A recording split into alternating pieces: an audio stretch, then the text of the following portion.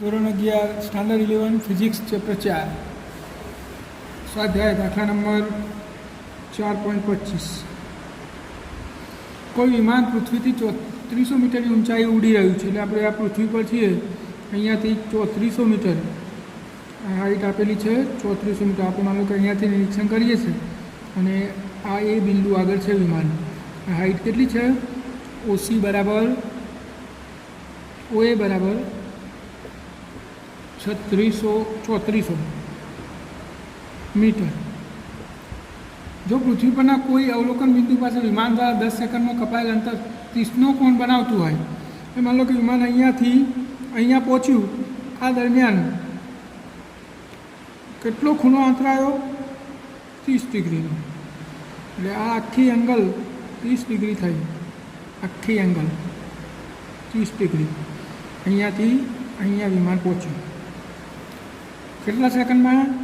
T બરાબર 10 સેકન્ડમાં. અને એને ખૂણો કેટલો આંતર્યો? 30 ડિગ્રી.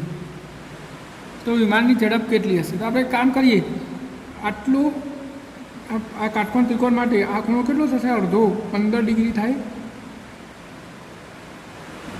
આ અંતર આપણી જોડે છે કેટલું છે? 3400 મીટર. તો આપણને આ અંતર મળી જશે. આપણે સાઈન વિધેય લાગુ પાડીએ ત્રિકોણમાં, અને હું બી કહી દઉં અને સી કહી દઉં. તો ત્રિકોણ ઓ એ બીમાં સાઈન આરો ત્રિકોણ કેટલો ખૂણો? 15 ડિગ્રી. સાઈન 15 બરાબર સામેની બાજુ ભાગ્યા, સોરી આપણે ટેન થીટા લાગુ પાડવું પડશે. તો ટેન 15 બરાબર સામેની બાજુ એ બી ભાગ્યા પાછળની બાજુ ઓ એ. ત્યારબાદ ટેન 15 બરાબર આપણે એ બી શોધવાનું છે, અને ઓ એની કિંમત આપણને ખબર છે કેટલી છે? ઓ એની કિંમત આપણે લખી 3400. તો આપણે એ બી શોધવું છે, તો એ બી બરાબર 3400 ગુણ્યા ટેન 15. તો 3400 ગુણ્યા ટેન 15ની કિંમત થાય 0.2679.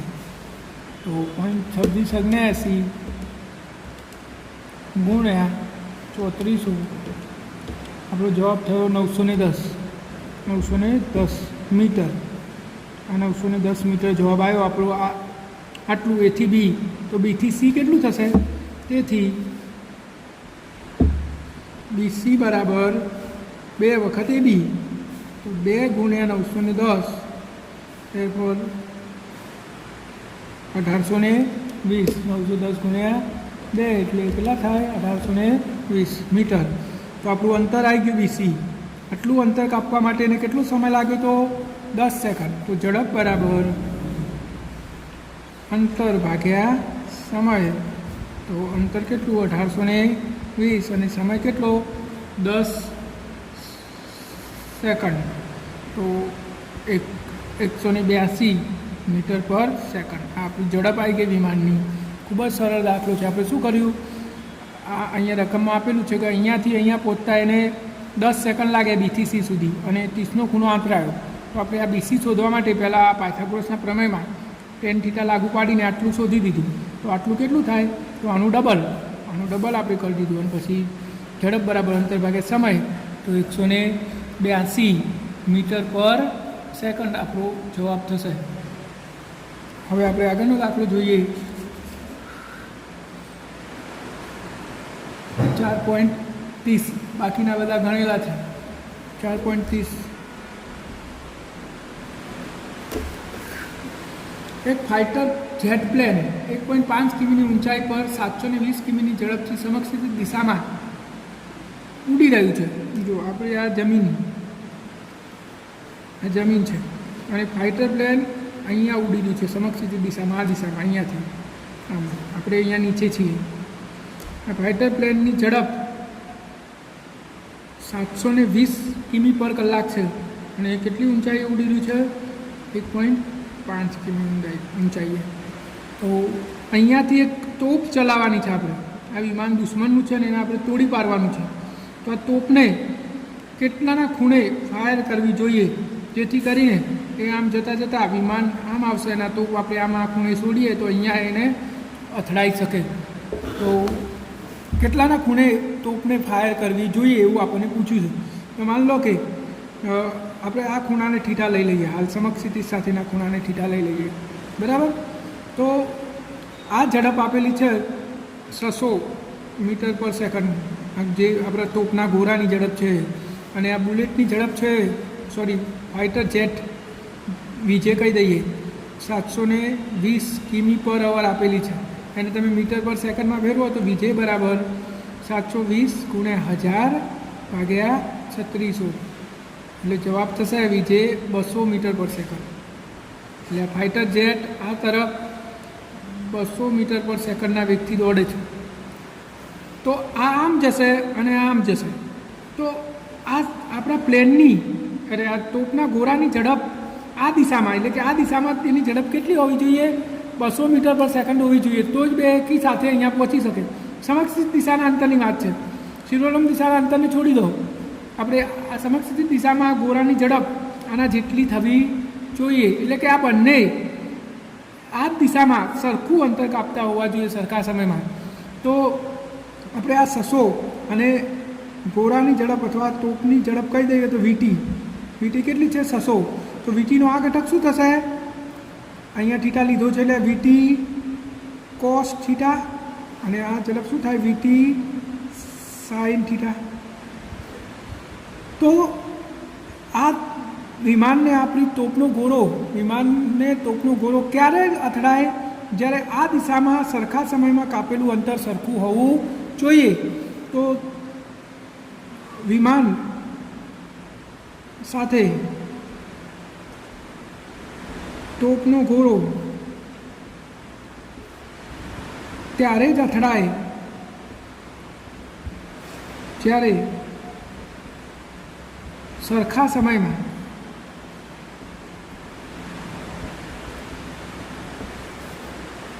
સમક્ષ દિશામાં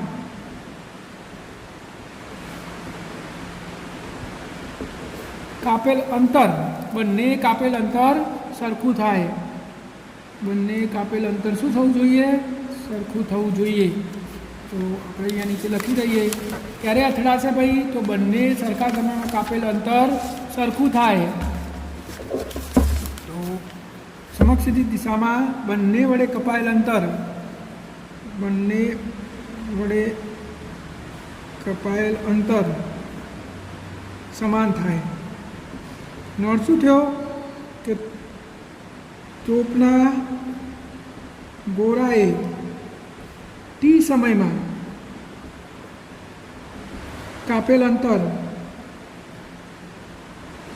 બરાબર વિમાન વડે ટી સમયમાં કપાયેલ અંતર એ સરખું થવું જોઈએ. એટલે કે ટી સમયમાં માની લો કે પ્લેનને સમક્ષ દિશામાં આટલું અંતર કાપ્યું, તો એટલા જ સમયમાં તો પણ એટલું જ અંતર કાપવી જોઈએ. તો આપણે બે અંતર સરખાઈ દીધા. હવે તોપના ગોળાએ ટી સમયમાં કાપેલ અંતર સમક્ષ દિશામાં, અને અંતર બરાબર શું થાય? વેગ ગુણ્યા સમય. અને સમક્ષ દિશામાં આ આપણા તોપના ગોળાનો વેગ કેટલો? વીટી કોસ થીટા ગુણ્યા સમય. અંતર બરાબર વેગ ગુણ્યા સમય ઇઝ ઇક્વલ ટુ વિમાન વડે ટી સમયમાં કપાયેલ અંતર અને વિમાનનો આ દિશાનો વેગ વિજે ઇન્ટુ ટી. આ ટી કેન્સલ. તો કોસ થીટા બરાબર વિજે અપોન વીટી. વિજે કેટલો? 200 અને વીટી કેટલો? 600. તો 1/3 કોસ થીટા બરાબર. તો કોસ થીટા બરાબર 0.3333. તો તમે નેચરલ કોસ અથવા નેચરલ સાઇનમાં જોશો તો કોસ થીટા બરાબર 70.5 ડિગ્રી આવશે. આ થીટા કયો આવ્યો? સમક્ષ સ્થિતિ સાથેનો ખૂણો. તો આ ખૂણો કેટલો થાય? શિરોલંબ સાથેનો આખો 90, એમાંથી આ 70.5 બાદ કરો તો સમક્ષ સ્થિતિ સાથેનો ખૂણો, અરે શિરોલંબ દિશા સાથેનો ખૂણો, શિરોલંબ દિશા સાથે ખૂણો બરાબર જો આપણે એને થીટા ડેશ કહી દઈએ તો થીટા ડેશ બરાબર 90 માઇનસ 70.5 તો 19.5 ડિગ્રી થવું જોઈએ. તો આપણે ટોપને અહીંયાથી ફાયર કરવી હોય તો કેટલાના ખૂણે શિરોલંબ સાથે 19.5 ડિગ્રીના ખૂણે ફાયર કરવી પડે અને અહીંયાથી ગણવું હોય તો 70.5. તો આટલાના ખૂણે આપણે ટોપને ફાયર કરીશું તો વિમાનને અથડાઈ શકે.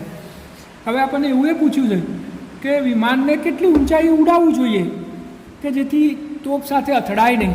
તો આપણે આની ઊંચાઈ શોધી કાઢીએ, મહત્તમ ઊંચાઈ.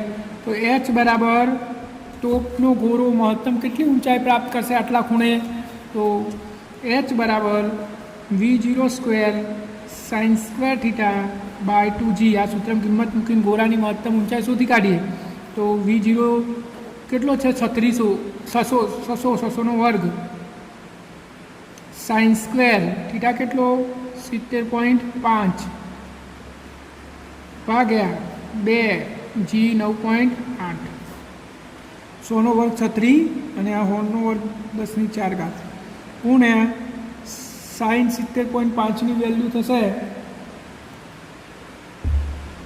તો સાઇન 70.5ની વેલ્યુ થાય 0.9426 અને એનો વર્ગ ભાગ્યા નીચે થશે 9.8 ગુણ્યા 2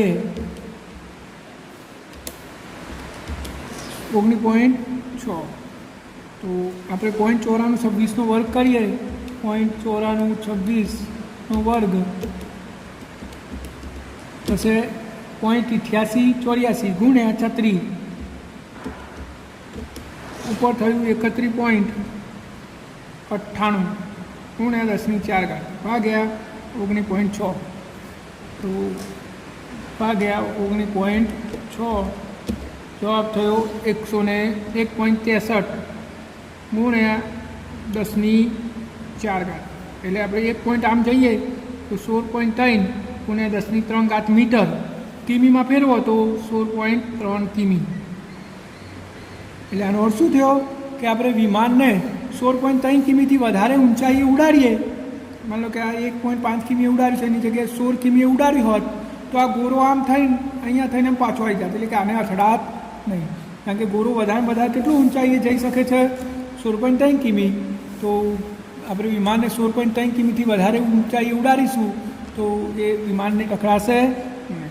તો આ દાખલો એ સરળ છે, ખાલી તમારે સમજવાનું છે. આપણને પ્રશ્નમાં શું પૂછ્યું હતું કે આપણે એક વિમાન 1.5 કિમીએ ઉડાડીએ છીએ તો નીચેથી આ વિમાનને આ ગોળા વડે ઉડાડી દેવું હોય તો શું કરવું પડે? તો આપણે એવું ગણ્યું, અહીંયા આ ટોપની ઝડપ છે તો સમક્ષ દિશામાં એટલે આ દિશામાં જેટલું વિમાન અંતર કાપે ટી સમયમાં એટલું જ આ ગોળો આ દિશામાં અંતર કાપવું જોઈએ તો અથડાય. તો આપણે આ વેગના બે ઘટક લઈ લીધા, એક્સ ઘટક અને આ વાય ઘટક.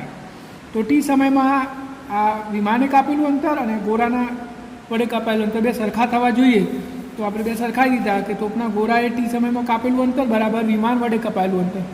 તોપના ગોળાએ સમક્ષ દિશામાં વેગ કેટલો છે એનો? વીટી કોસ થીટા ગુણ્યા સમય, એટલે અંતર થઈ ગયું. અને આ બાજુ વિમાનની ઝડપ ગુણ્યા સમય. તો આમાંથી આપણે કોસ થીટા શોધી કાઢ્યો, થીટા મળી ગયો 70.5. આ થીટા એ આ અક્ષ સાથે બનાવેલો ખૂણો છે. તો શિરોલંબ સાથે ખૂણો શોધવો હોય તો આ 70.5 છે અને આ ખૂણો એવું થાય તો એમાંથી 70.5 બંધ કરો તો 19.5. તો આપણે જવાબ શું થશે? શિરોલંબ દિશા સાથે ખૂણો કેટલો થયો? 19.5ના ખૂણે આપણે આ તોપનો ગોળો છોડવો પડે. અને બીજો પ્રશ્ન આપણને એ પૂછ્યો હતો કે વિમાનને એવી કઈ લઘુત્તમ ઊંચાઈએ ઉડાડવું જોઈએ જેથી તોપનો ગોળો અથડાય નહીં. તો આપણે તોપના ગોળા વડે મેળવાથી મહત્તમ ઊંચાઈ મેળવી 16.3 કિમી. તો આપણું વિમાન 16.3 કિમીથી વધારે ઊંચાઈએ ઉડાડીએ તો એ આપણા વિમાનને અથડાય નહીં.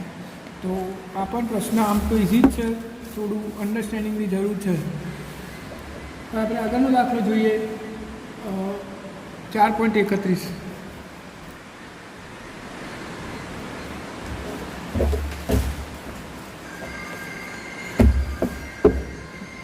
એક સાયકલ સવાર 27 કિમી પ્રતિ કલાકની ઝડપથી સાયકલ ચલાવી રહ્યો છે. જે રસ્તા પર 18 મીટર ત્રિજ્યાના વર્તુળાકાર વળાંક પર પહોંચે તેવો તે બ્રેક લગાવીને દર સેકન્ડે પોતાની ઝડપ 0.50 મીટર પર સેકન્ડના એક સમાન દરથી ઓછી કરે છે. તો વર્તુળાકાર પથ પર સાયકલ સવારના ચોખ્ખા પ્રવેગનું મૂલ્ય અને દિશા શોધો. આ શું કહે છે? એક સાયકલ સવાર આમ જતો હતો અને અચાનક એને વર્તુળાકાર પથ પર આમ વળવાનું આવી ગયું, આમ સીધો જતો હતો અને અહીંયા એને બ્રેક મારી તો પ્રવેગ ઉદ્ભવ્યો. તો અહીંયા ઉદ્ભવેલો પ્રવેગ એને આપી દીધેલો છે, જુઓ 0.5 મીટર પર સેકન્ડ સ્ક્વેર. વેગમાં એની ઝડપમાં દર સેકન્ડે આટલો ફેરફાર થાય છે, વેગમાં થતા ફેરફારને પ્રવેગ કહેવાય. એટલે આપણે આને એ કહી શકીએ એ બરાબર 0.5 મીટર પર સેકન્ડ સ્ક્વેર આપેલો છે. અને આ જે વર્તુળાકાર ત્રિજ્યામાં ફરે છે એની ત્રિજ્યા પણ આપણને આપી દીધી છે 80 મીટર. તો આપણે આનો વેગે આપેલો છે આપણને 27 કિમી પર અવર, અને મીટર પર સેકન્ડમાં ફેરવો 27 × 1000 ભાગ્યા 3600, 27 × 1000 ભાગ્યા 3600. જવાબ શું થયો? 7.5 મીટર પર સેકન્ડ આ વેગ. તો અહીંયા બે પ્રવેગ ઉદ્ભવશે. જુઓ, એક પ્રવેગ તો આપણને આપી દીધો ચારો એક પ્રવેગ તો ઓલરેડી એને બ્રેક મારી એટલે વેગમાં ઘટાડો છે એટલે પ્રવેગ ઉદ્ભવ્યો કેટલો? 0.5. અને બીજો પ્રવેગ વર્તુળાકાર ગતિમાં ફરે છે એટલે આ પ્રવેગની દિશા છે એની દિશા. અને એક પ્રવેગ કેન્દ્ર તરફ લાગશે જેને આપણે કેન્દ્રગામી પ્રવેગ AR કહીએ છીએ. હવે કેન્દ્રગામી પ્રવેગ શોધી કાઢીએ. કેન્દ્રગામી પ્રવેગ AR બરાબર v²/r. v છે 7.5 અને એનો વર્ગ, અને r છે 80. તો 7.5 નો વર્ગ ભાગ્યા 80. જવાબ થયો 0.73 આ મીટર પર સેકન્ડ. આટલો પ્રવેગ કેન્દ્ર તરફ ઉદ્ભવ્યો. તો અહીંયા બે પ્રવેગ થયા, એક પ્રવેગ આ દિશામાં લાગે છે ને એક પ્રવેગ આ દિશામાં. તો આપણે આને x અક્ષ કહી દઈએ અને આને y અક્ષ કહી દઈએ તો આપણો પ્રવેગ શું થશે? પરિણામી પ્રવેગ સદિશ બરાબર ai cap plus a j cap. અને ai કેટલો છે? 0.5 i cap plus 0.703 j cap. આટલો પ્રવેગ સદિશ થયો બે દિશા. હવે તો આનું પરિણામ શું થશે? તો પરિણામ આનું મૂલ્ય, તો એનું મૂલ્ય બરાબર વર્ગમૂળમાં 0.5નો વર્ગ વત્તા 0.703નો વર્ગ બરાબર 0.5નો વર્ગ થશે 0.25 વત્તા 0.703નો વર્ગ થાય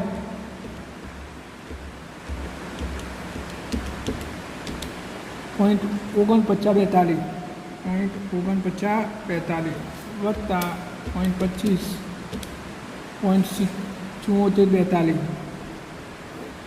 0.7442 અને એનું વર્ગમૂળ 0.86 મીટર પર સેકન્ડ. આટલો પ્રવેગ લાગશે, પરિણામી પ્રવેગ જેને આપણે કહી શકીએ. જો અહીંયા બે પ્રવેગ લાગ્યા, કયા બે? તો સાયકલ સવારે આમ આવતો હતો પણ એને વળવાનું થયું એટલે એને બ્રેક લગાડી એટલે એના વેગમાં ઘટાડો થયો. એટલે કે પ્રવેગ ઉદ્ભવ્યો, પ્રતિપ્રવેગ કેટલો? આટલો આપેલો છે રકમમાં. આ સાયકલ સવારનો વેગ એ આપેલો છે, એને આપણે મીટર પર સેકન્ડમાં ફેરવી દીધો. તો હવે અહીંયા બે પ્રવેગ થયા, એક પ્રવેગ તો આપેલો છે, બીજો પ્રવેગ કેન્દ્રગામી પ્રવેગ. કેન્દ્રગામી પ્રવેગનું સૂત્ર આપણી જોડે છે v²/r. pની કિંમત આપેલી છે, rની કિંમત આપેલી છે, મૂકી દીધી. આટલો પ્રવેગ આવ્યો. બે પ્રવેગ જુઓ, એક પ્રવેગ આ દિશામાં છે ને કા, અને x અક્ષ હતો અને y અક્ષ. તો આપણે અહીંયા x અને y અક્ષના સ્વરૂપમાં લખી દીધું. આ x અક્ષનો પ્રવેગ, આ y અક્ષનો, અને એનું મૂલ્ય શોધવું હતું બંનેના વર્ગનો સરવાળો, એનું વર્ગમૂળ. તો આપણે કાઢી દીધું તો આપણને જવાબ મળ્યો કેટલો? 0.86 મીટર પર સેકન્ડ સ્ક્વેર. હવે આપણે એની દિશાએ શોધવાની છે કે કઈ દિશામાં પરિણામી પ્રવેગ લાગતો હશે.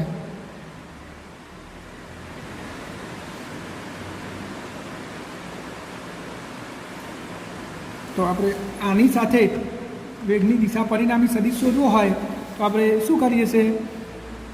tan θ લાગુ પાડીએ છીએ. તો tan θ બરાબર વાયામ ભાગ્યા x એમ. વાયામ કેટલો? 0.86. tan θ બરાબર વાયામ એટલે આ રહ્યો 0.703 ભાગ્યા x એમ એટલે આ રહ્યો 0.5. તો tan θ બરાબર 0.703 ભાગ્યા 0.5. જવાબ થયો 1.40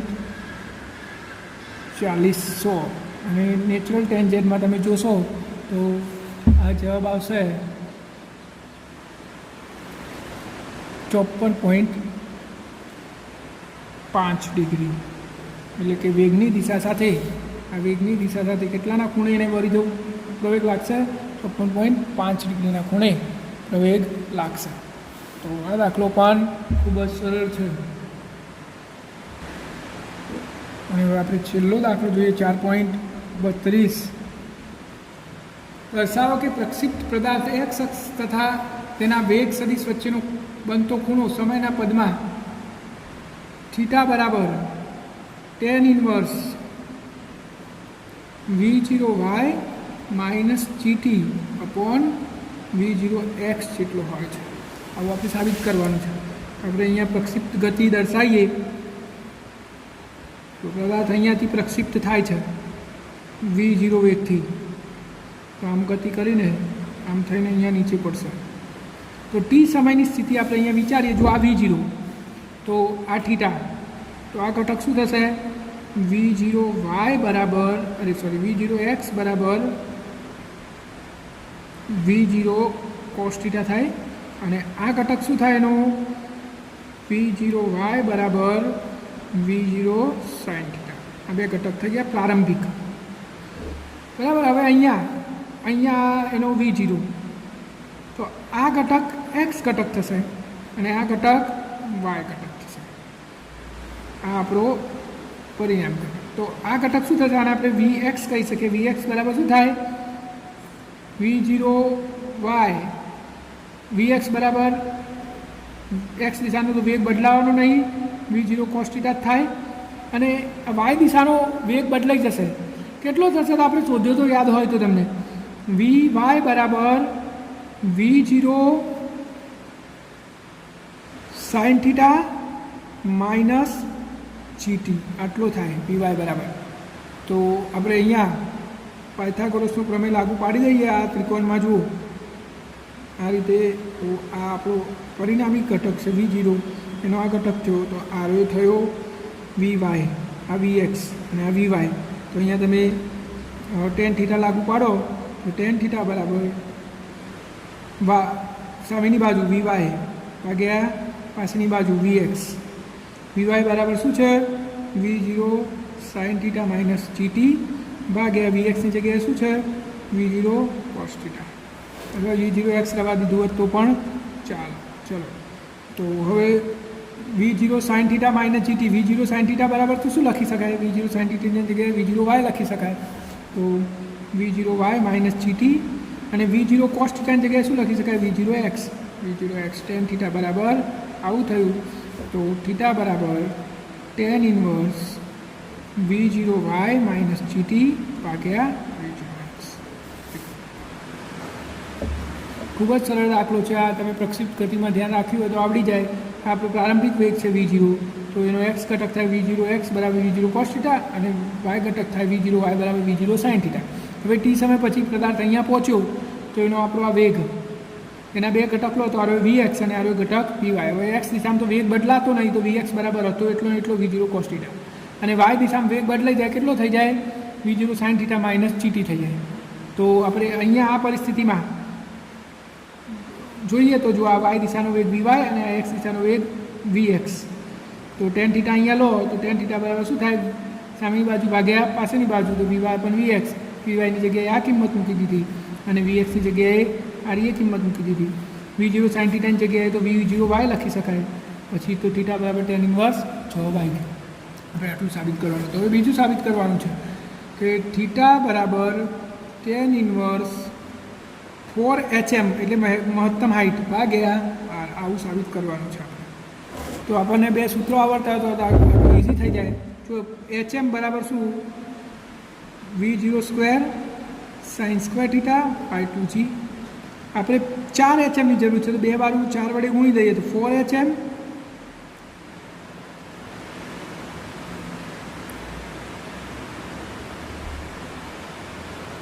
ઇક્વલ ટુ 4 વડે બે બાજુ ગુણી દઈએ તો 4 v0 square sin square theta by 2g. એ બે કેન્સલ થઈ જશે અહીંયા. તો 4h બરાબર 2 v0 square sine square theta by g આટલું થયું 4h બરાબર. એવી જ રીતે આપણે હવે બીજી શાની જરૂર છે? આર. આર એટલે અવધિ. અવધિનું સૂત્ર શું? v0 square sine 2 theta by જી.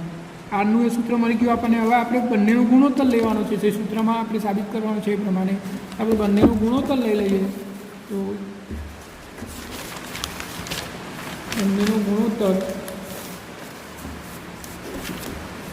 બંનેનો ગુણોત્તર લઈ લઈએ તો 4h m upon r is equal to 4h m ની કિંમત કેટલી? 2v0 square sine square theta by g ભાગ્યા r ની કિંમત કેટલી? v0 square sine 2 theta by g. તો હવે આપણે કેલ્ક્યુલેશન કરીએ તો જો v0 સ્ક્વેર કેન્સલ, નીચેનો જી કેન્સલ, તો 4hm ભાગ્યા r બરાબર ઉપર શું વધ્યું? 2 સાઇન સ્ક્વેર થીટા, નીચે શું વધ્યું? Sine 2 theta.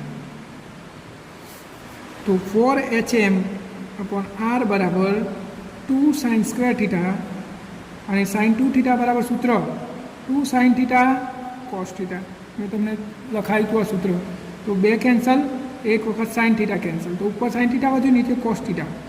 4hm upon r બરાબર સાઇન થીટા ભાગ્યા કોસ થીટા એટલે ટેન થીટા.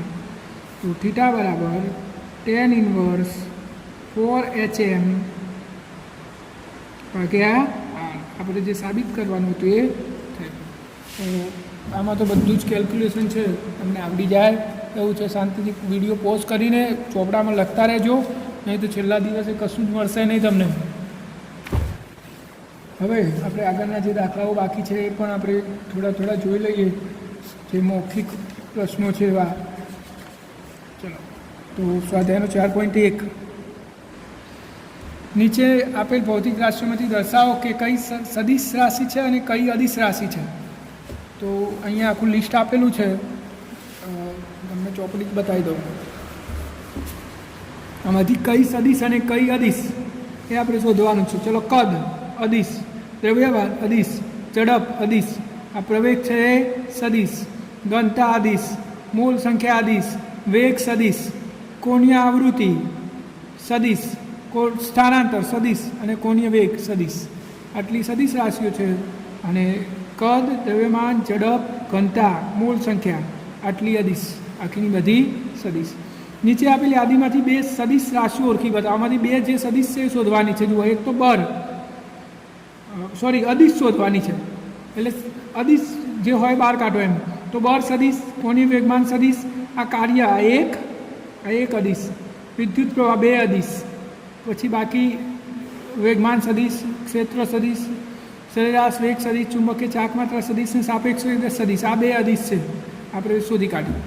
નીચે આપેલી યાદીમાંથી ફક્ત સદિશ રાશિઓ ઓળખી બતાવો. હવે સદિશ ઓળખી બતાવવાની. જુઓ, તાપમાન અદિશ, દબાણ અદિશ, આઘાત સદિશ, એક આ સદિશ, સમય અદિશ, પાવર અદિશ, પથ લંબાઈ અદિશ, ઉર્જા અદિશ, ગુરુત્વ સ્થિતિમાન સદિશ.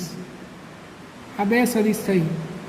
કઈ આઘાત અને ગુરુત્વ સ્થિતિમાન, બાકી બધા અદિશ છે. બરાબર. ચલો, હવે કારણ સહિત જણાવો કે તથા અદિશનો સરવાળા સાથે દર્શાવેલ કઈ પ્રક્રિયા અર્થપૂર્ણ છે, કોનો અર્થ સાચો રહે એમ.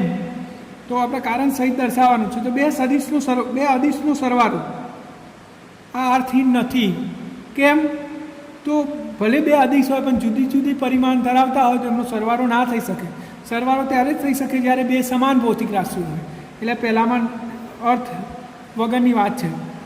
સમાન પરિમાણના એક અદિશ અને એક સદિશનો સરવાળો, આ એવું ના થઈ શકે. પરિમાણ ભલે સરખા હોય પણ અદિશને સદિશનો સરવાળો થઈ શકે નહીં. ત્રીજું, એક સદિશનો એક અદિશ સાથે ગુણાકાર, સદિશનો અદિશ સાથે ગુણાકાર, હા એ થઈ શકે. આ અર્થવાળી વાત થઈ. કેવી રીતે? તો માન લો કે f બરાબર m. તો જો આમાં m અદિશ છે અને એ સદિશ છે, તો આ બંનેનો ગુણાકાર થઈને આપણને બર મળ્યું. એટલે આ અર્થવાળી વાત છે, એ સાચું. સી. ડી, 2 અદિશનો ગુણાકાર, તો બે અદિશનો ગુણાકાર થઈ શકે. દાખલા તરીકે ઉર્જા બરાબર P ઇન્ટુ ટી, પાવર ગુણ્યા સમય. જો પાવર એ અદિશ અને સમય અદિશ, આ બંનેનો ગુણાકાર થઈ શકે. તો એ પણ અર્થવાળી વાત છે. બે સદિશોનો સરવાળો, બે સદિશોનો સરવાળો, આ અર્થ વગરની વાત થઈ. કારણ કે બે સદિશ હોય પણ બંને જુદી જુદી ભૌતિક રાશિઓ, તો સરવાળો થઈ શકે નહીં. અને એક સદિશ ઘટકનો તે જ અદિશ સાથે સરવાળો ના થઈ શકે. આપણે જોવું પડે કે એક સદિશનો ઘટક એટલે એ અદિશ થઈ ગયું, તે જ દિશાના સદિશ સાથે, એટલે અદિશનો સદિશ સાથે સરવાળો થઈ શકે નહીં. તો આમાં બે પ્રક્રિયાઓ અર્થવાળી છે, બાકીની બધી અર્થવિહીન છે. 4.5 નીચે આપેલ પ્રત્યેક કથનને ધ્યાનપૂર્વક વાંચો અને કારણ સહિત દર્શાવો કે સાચું છે કે ખોટું. તો કોઈ સદિશનું મૂલ્ય હંમેશા અદિશ હોય છે, સાચું. કોઈ પણ સદિશ હોય, 20 સદિશ છે તો આપણે આવું લખીએ 10 IKF મીટર પર સેકન્ડ, તો આ એનું મૂલ્ય એ અદિશ જ છે. બીજું, કોઈ સદિશનો દરેક ઘટક હંમેશા અદિશ હોય છે. કોઈ સદિશનો દરેક ઘટક હંમેશા અદિશ હોય છે, સાચી વાત છે. આપણે આવી રીતે લઈએ કોઈ સદિશ 10, તો એનો આ ઘટક જે થાય, આ માન લો કે થીટા છે, તો 10 cos થીટા, આ એક અદિશ થઈ ગયું, એક જ દિશાનો થઈ ગયો. આ 10 sin થીટા, તો આ એક અદિશ થઈ ગયું.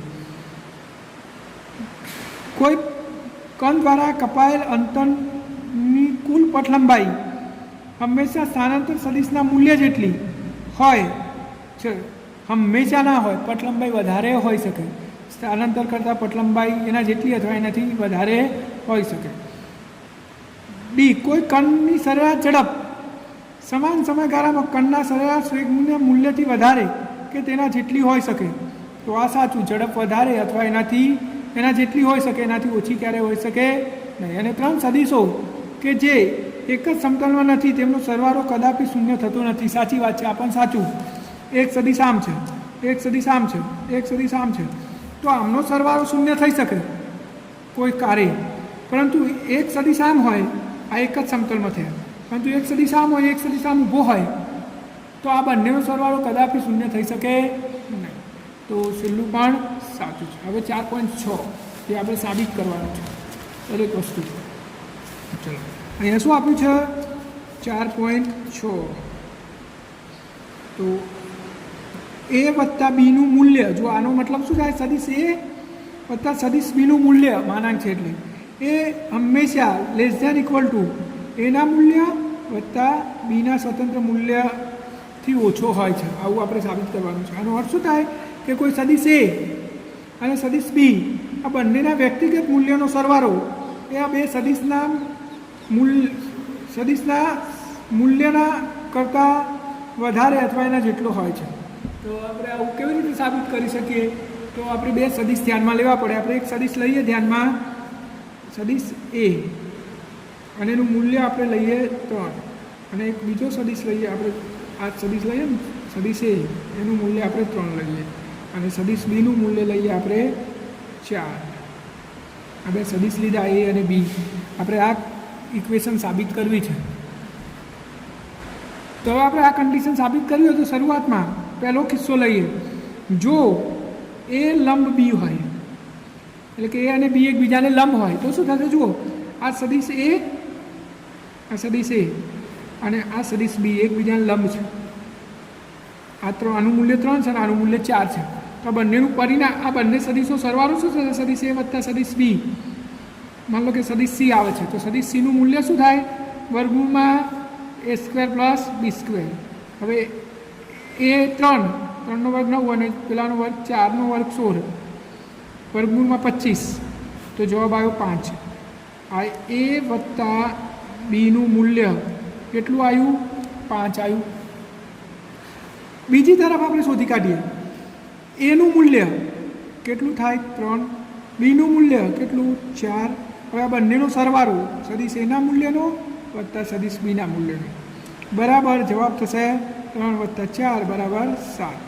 તો આપણી પહેલી કન્ડિશન સાબિત થઈ જઈ. શું સાબિત થઈ જઈ? એ વત્તા બી, સદિશ એ વત્તા બીનું મૂલ્ય એના કરતાં સદિશ એનું મૂલ્ય વત્તા સદિશ બીનું મૂલ્ય, આના આ બે સદિશના સરવાળાના મૂલ્ય કરતાં બંનેના વ્યક્તિગત મૂલ્યનો સરવાળો વધારે આવ્યો એટલે આપણી એક કન્ડિશન સાબિત થઈ ગઈ. હવે ઇક્વલ ટુ સાબિત કરવાનું છે, બે સરખાયા હોઈ શકે. તો એવું ક્યારે શક્ય છે? તો બીજો કિસ્સો લઈએ.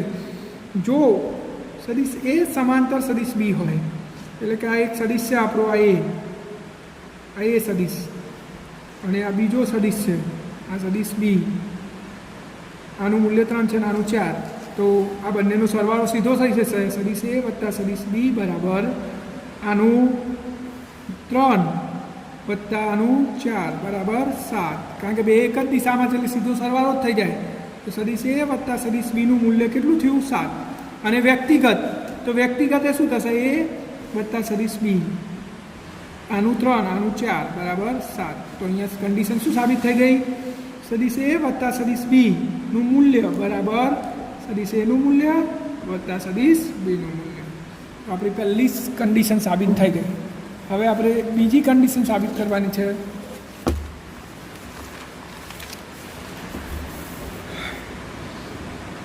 એ વત્તા બીનું મૂલ્ય ગ્રેટર દેન ઇક્વલ ટુ સદિશ એનું મૂલ્ય માઇનસ સદિશ બીનું મૂલ્ય, આવું સાબિત કરવાનું છે. તો આપણે પહેલાં બે કિસ્સો લઈએ. એ લંબ બી, તો અને એનું મૂલ્ય લઈ લઈએ આપણે 3, બીનું મૂલ્ય લઈ લઈએ આપણે 4. તો બંને લંબ હોય એકબીજાને, એ લંબ બી, તો અહીંયા હું દોરું આ સદિશ એ અને આ સદિશ બી.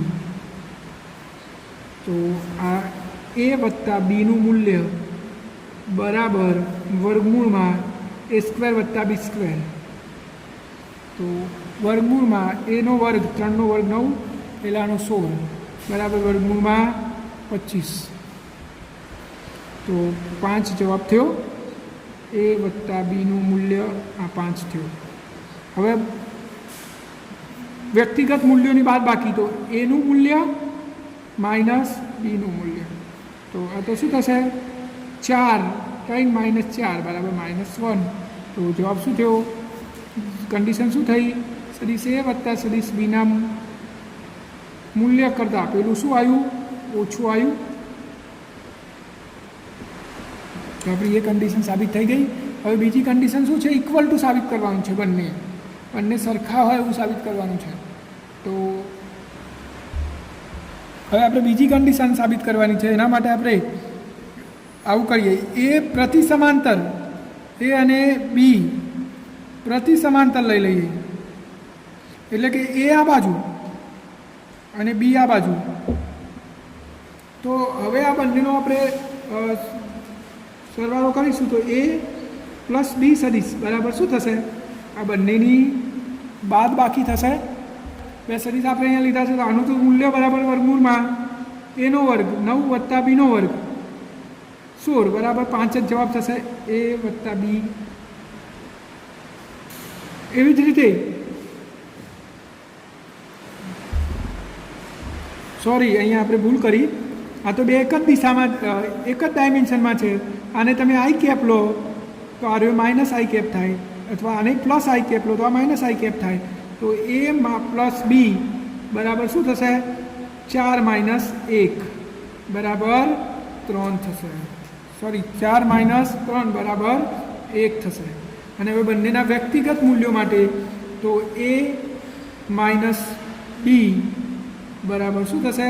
4 - 3 બરાબર 1. તો આપણી આ કન્ડિશન સાબિત થઈ ગઈ. સદિશ એ વત્તા સદિશ બી બરાબર સદિશ એ માઇનસ સદિશ બી. હવે બાકીની જે બે કન્ડિશન છે તમે જાતે ટ્રાય કરો. ના આવડે તો મને વોટ્સઅપ અથવા ફોન કરીને પૂછી શકો છો. બાકીના બધા જ દાખલાઓ પૂરા થઈ ગયા છે, એટલે કે આ ચેપ્ટર અહીંયા આપણું પૂરું થાય છે.